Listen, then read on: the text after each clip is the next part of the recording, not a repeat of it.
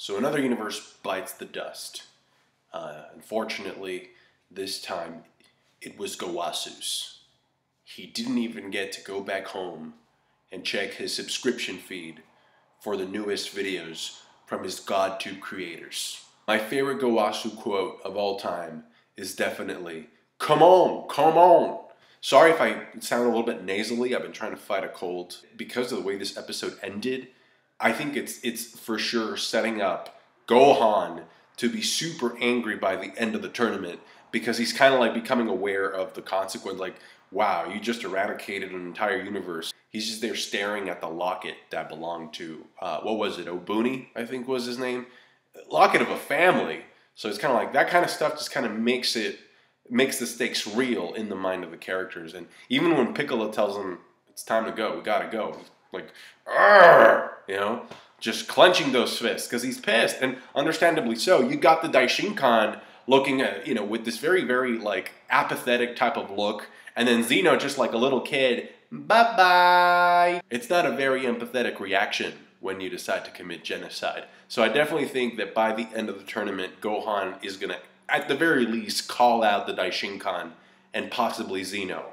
I will say, though, that from a developmental standpoint, because Zeno seems to be at the stage where he shares, like, the brain and, like, the mental development of a 5-year-old child, I can't really say that he understands the consequences of his actions. He's just doing it for fun.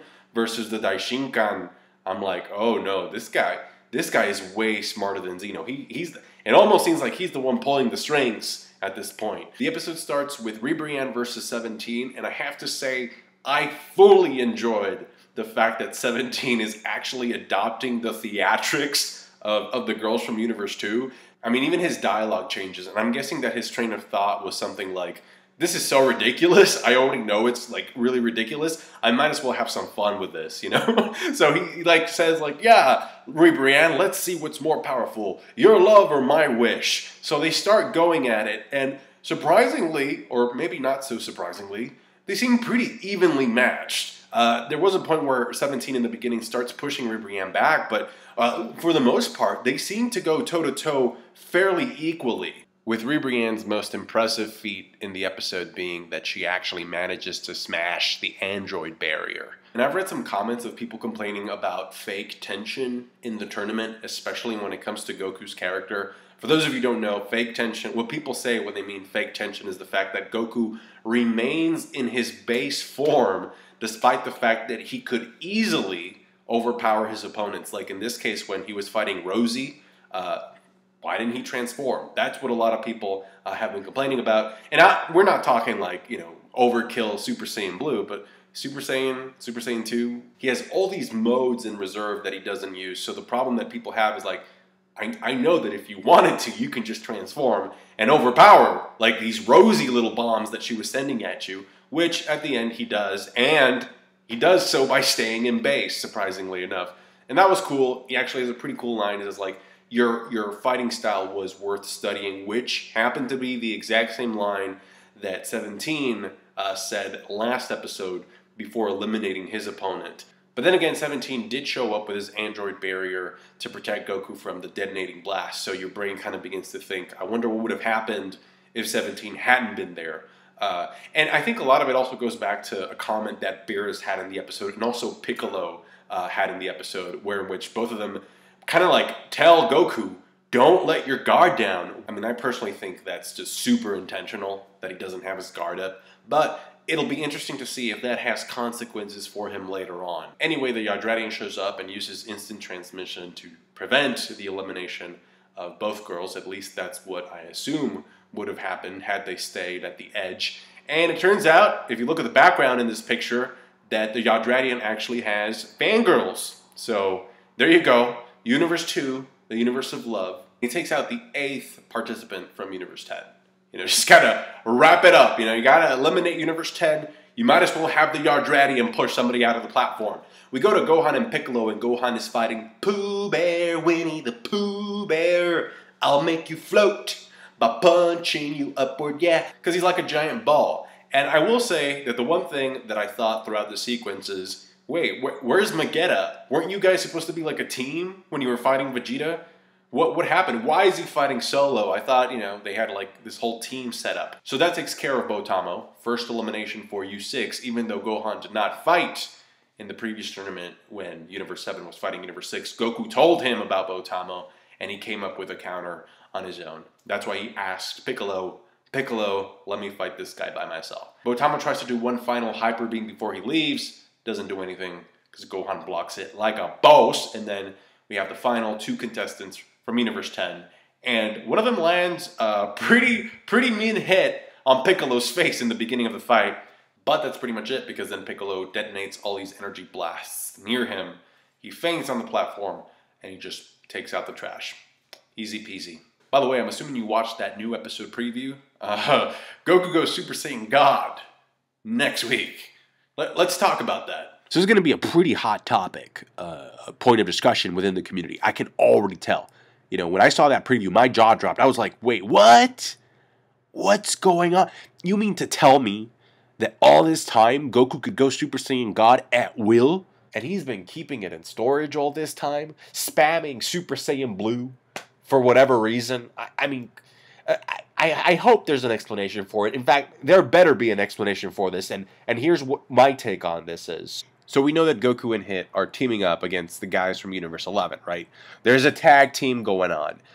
There's a shot of Khalifa in the preview here.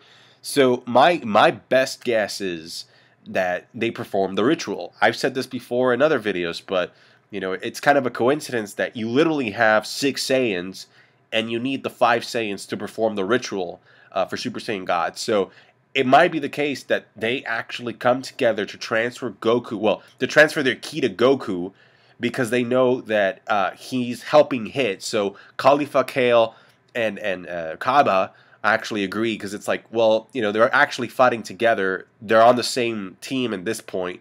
You know, maybe later we'll take them down, but right now let's transfer our ki to Goku so that he can activate this mode, so that he and Hit can try and you know, clean shop with some of these guys from Universe 11. So that's my explanation, but please, if you have your own explanation, just leave it down in the comment section. I really want to hear it, because, I mean, this explanation, I came up with it short notice, obviously, and it does have a couple of holes, I'll admit to that. For one, I don't think it's likely that Vegeta will cooperate with the ritual. You know, just because of the way he is. It's like, yeah, let's put everything on pause so that we can transfer our ki to Kakarot. No, I mean, that's not like him, but he could do that. I mean, if something pushes him to do that, maybe it's because he realizes that his best shot of being successful and protecting his family is by doing that. Also, I distinctly remember a scene where Kale said that she really didn't like Goku because she's jealous of him and Khalifa. So there's another issue in terms of the dynamics of setting up the ritual for Goku to go Super Saiyan God. But the guys that remain from Universe 11 are not scrubs. They're not easy to deal with. We're talking about Topo, Dispo, and Jiren, and another guy that we don't really know of, but I'm assuming he's tough too. So maybe they get pushed to a corner and they're like, okay, it's time to hold hands, Super Saiyans. So let Goku and Hit tag team this one. I mean, because technically speaking, you could argue that both of these guys are the top dogs from their respective universes. I mean, we still don't know what Gohan's true potential is in this tournament, and we don't know how controlled Berserker mode matches up against Hit. But I'm still willing to put Hit over Kale, just because the mode is new for her. And, you know, Hit just seems like he's just way more experienced. Anyhow, the fight between Gohan and Obuni was pretty short-lived, I would say, but I think it had a pretty cool technical aspect because it forced Gohan to adapt to Obuni's fighting style. Basically, Obuni has this ability, or I don't know if this is a skill that he learned. It would be cool if it was a skill, because that way I think Gohan could learn it, you know, and use it in future fights. But essentially, Obuni has the ability of shifting his internal energy around so that he doesn't let his opponents know where his attacks are coming from. So Gohan couldn't read him in the beginning. In fact, he couldn't read them at all. So what he ended up doing was, okay, if I can't read you, if I don't know where your hits are coming from, I'm going to let you land a hit, and after you land, I'll counter you. So that's a positive in the sense that, yes, you can receive the hit, and after the hit lands, you know where he's hitting you from. But as we mentioned in the episode, you're still taking damage. You have to take damage in order to know how to counter. So that's a problem. But Eventually, he overpowers him, just gives him a Kamehameha, and that's the end of Obuni. What I really valued about the fight was that I think there was a pretty strong sense of respect between Gohan and Obuni as fighters that we haven't seen in this tournament thus far. I'm pretty sure at this point Gohan knows that Obuni is like the last guy standing from his universe, and Obuni knows this because he tells him, like, I have to fight you to make sure that my universe survives.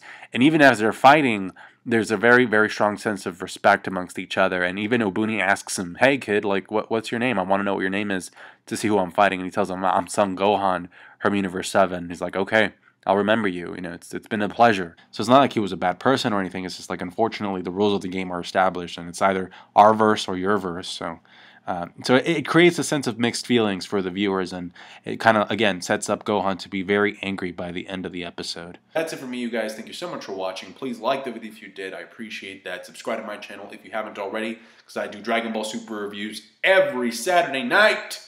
Thank you for everything. Stay safe. Catch you later.